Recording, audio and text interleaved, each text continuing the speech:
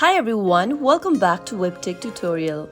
In today's video, I'm going to show you how to remove iCloud from your iPhone. Watch the video till the end and don't forget to subscribe to our channel if you've not yet. Press the notification bell icon so that you'll never miss another upcoming upload from us. Removing an iCloud account is easy if you recall your Apple ID and your password. Before moving on, I would like to suggest you to back up your iPhone before trying to delete an iCloud account because any synced items are going to be erased on your iPhone when you delete your iCloud account. So, once you're done with the backup, if you want to remove your iCloud, go and tap Open Settings from your iPhone or your iPad and tap on your name at the top.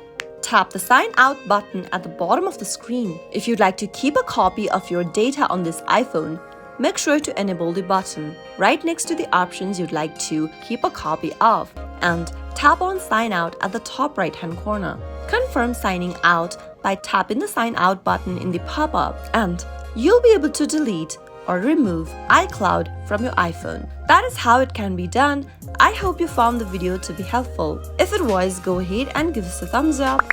I'll be back soon with more videos like this. Thank you for watching.